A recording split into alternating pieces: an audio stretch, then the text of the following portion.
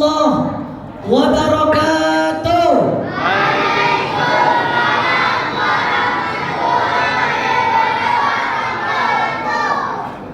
Alhamdulillah hamdan katsiran thayyiban mubarakan fih kama yuhibbu rabbuna wa yarda. Allahumma shalli ala Muhammad wa ala ali Muhammad. Alhamdulillah, mari sama-sama kita bersyukur kepada Allah Subhanahu wa taala di malam yang kedua. Di malam yang ketiga ini alhamdulillah Allah kembali mengumpulkan kita di tempatnya yang mulia dan untuk melaksanakan ibadah yang mulia. Semoga perkumpulan kita dan perjumpaan kita ini tidak hanya sebatas di dunia, tapi semoga Allah kumpulkan kita kembali di akhirat, di surganya yang paling mulia. Amin amin ya rabbal. Salawat dan salam kita sampaikan kepada Nabi kita tercinta Nabi Muhammad sallallahu alaihi wasallam, yang semoga dengan kita memperbanyak salawat dan menghidupkan sunnah-sunnahnya, Allah mengizinkan kita untuk berjumpa dan berkumpul bersama beliau di akhirat kelak. Amin ya rabbal. Alhamdulillah, di malam Ramadan yang ketiga ini Allah masih memberikan kita umur panjang, menikmati bulan di mana orang yang punya dosa diampuni Allah Subhanahu wa taala. Orang yang melakukan kebaikan dilipat gandakan pahalanya. Sampai-sampai bau mulutnya lebih Allah cintai daripada wanginya kasturi. Bulan di mana ketika orang berinfak maka pahalanya Allah berlipat-lipat ganda sampai Allah rahasiakan kelipatan gandanya itu. Maka dengan Allah Subhanahu wa taala, kesempatan Ramadan ini mari kita jadikan Ramadan kita yang terbaik.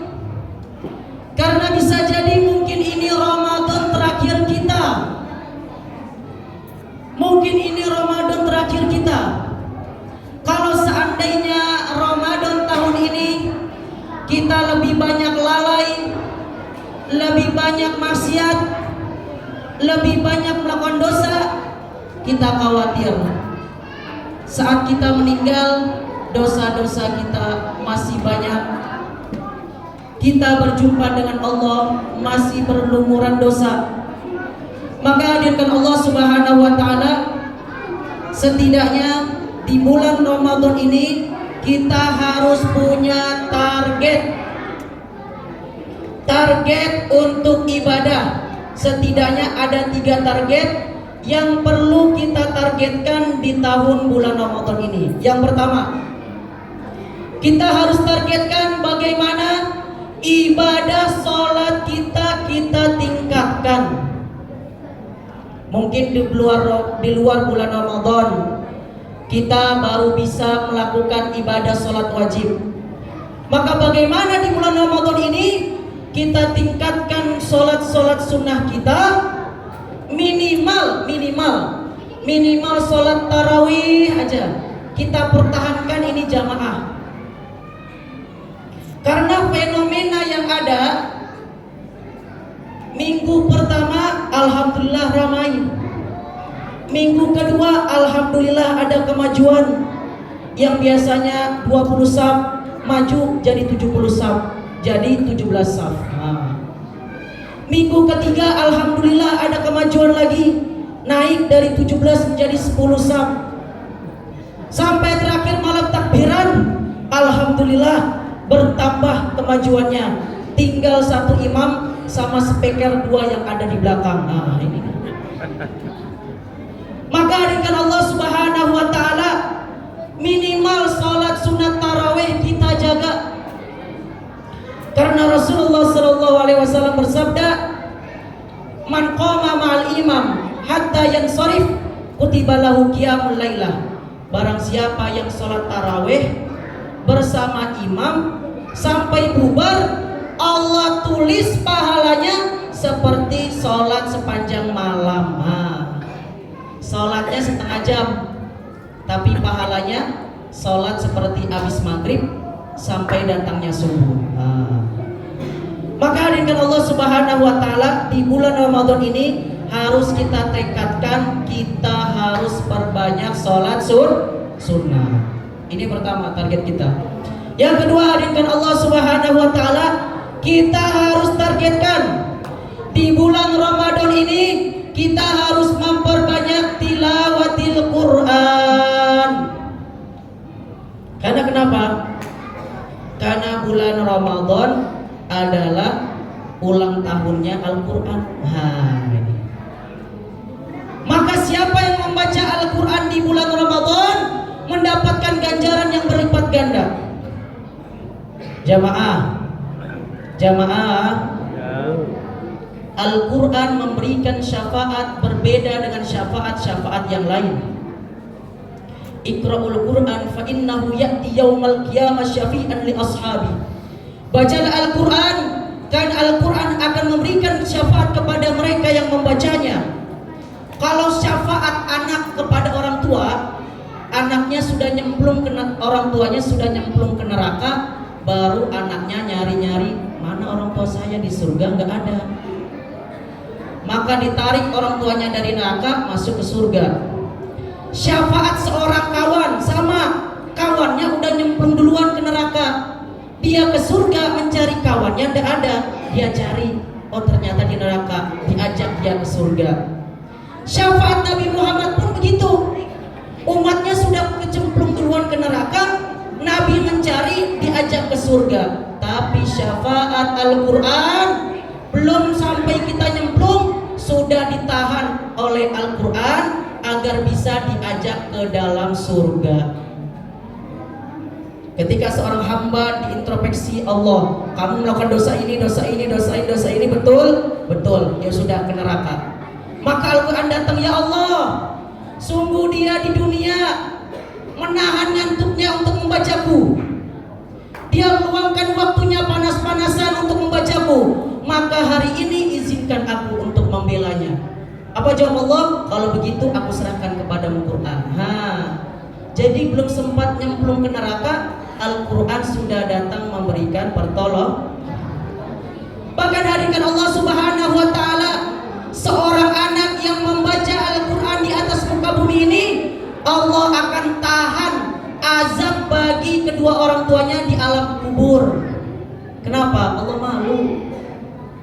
Anaknya di atas muka bumi baca Al-Quran, mana mungkin ayahnya, orang tuanya dalam kubur disiksa. Maka saat kita membaca Al-Quran, bukan hanya mendapat manfaat untuk kita, tapi juga orang tua dan anak keturunan kita. Maka targetkan bulan Ramadan ini kita harus khatam Al-Quran. Ini yang kedua.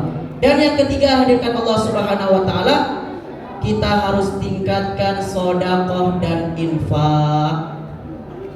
Di bulan Ramadan ini, orang yang memberikan bukaan bagi orang yang berpuasa mendapatkan pahala orang yang berpuasa tanpa mengurangi pahala orang yang berpuasa.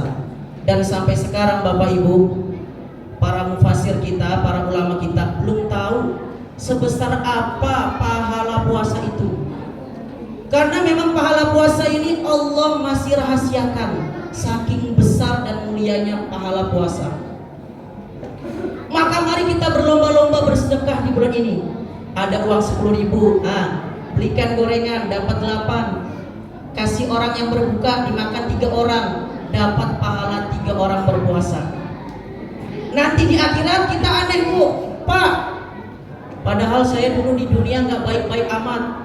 Oh, tiba-tiba pahala saya banyak. Ternyata dulu dia pernah berinfak sedikit, cuma 1 jeselin aqua kotak, diminum sama 15 orang berbuka puasa.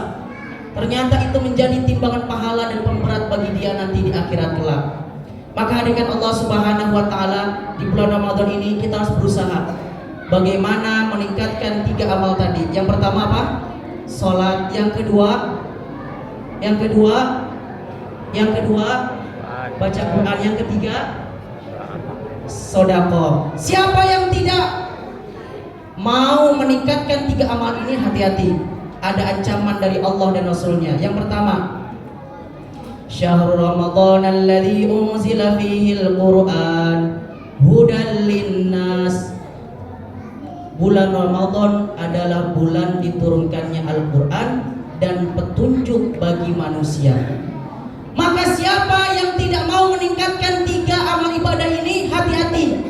Mungkin dia termasuk orang-orang yang tidak mendapat hidayah, atau mungkin dia termasuk orang-orang yang tak pantas mendapat hidayah, atau yang ketiga mungkin saja Allah tidak mau memberikan dia hidayah sehingga Allah biarkan dia lalai di bulan Ramadan. Ini ancaman pertama. Ancaman yang kedua, malaikat Jibril sampai geram melihat kok ada manusia di bulan Ramadan belum mau juga untuk beribadah. Maka malaikat Jibril berdoa, rohima anfun, celaka. Siapa orang yang celaka? Man adraka Ramadan. Mereka mendapat di bulan Ramadan, tapi dosa-dosanya dia tidak diampuni. Yang hebatnya Bapak Ibu, Rasulullah mengaminkan. Berarti Rasulullah setuju orang yang biasa-biasa saja di bulan Ramadan, maka dia akan mendapatkan kecelakaan. Maka dengan Allah Subhanahu wa taala, jadikan Ramadan tahun ini adalah Ramadan terakhir kita. Jika kita mampu melaksanakan Ramadan ini dengan baik, kita berharap kalaupun tahun ini Allah wafatkan kita, semoga kita wafat dalam kondisi Allah telah ampuni dosa kita semua. Amin ya rabbal alamin. Usikum wa nafsi bittaqullah wa billahi taufiq wal hidayah. Wassalamualaikum warahmatullahi wabarakatuh.